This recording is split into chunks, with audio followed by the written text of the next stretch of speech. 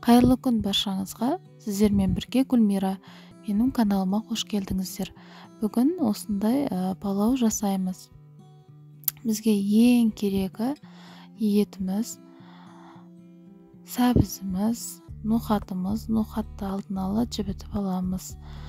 Зіра, жүзім, сосын сарымсақ, осы пияз.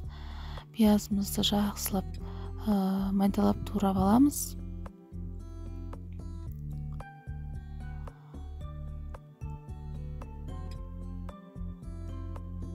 Сарымсағымызды осылай ашып, тазалап, дайындап аламыз. Қазанымызға 2 ожау сұйық майымызды құйып, қызып тұрған майымызға осы пиязымызды салып, жақсылап қуырамыз қызарғанша. Пиязды жақсы қызартып қуырсаңыз, палауыңыздың түсі әдемі болады. Сосын етімізді салып, етімізді де жақсылап қызартып қуырып аламыз.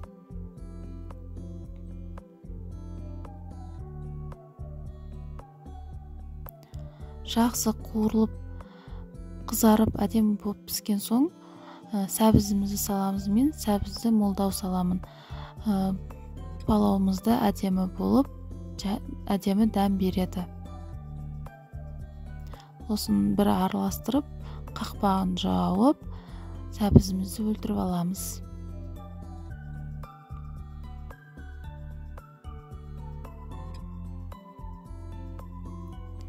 Мінекей, сәбізіміз өлді. Енді осыған етті батып тұратындай су құямыз. Үстіне бағана ноқатымызды, мейізімізді, сарымсағымызды салып қайнатамыз.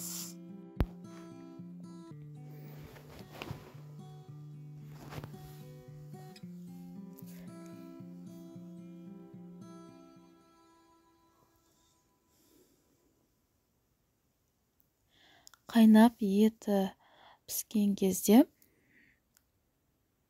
күрішімізді жақсылап 2-3 қайтара жуып, күрішімізді саламыз.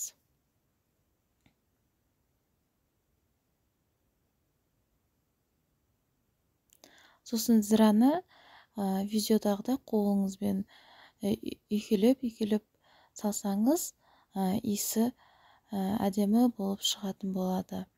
Су тартылған соң, күріштерімізді ортаға жақсылап жинап, ортасын тесеміз.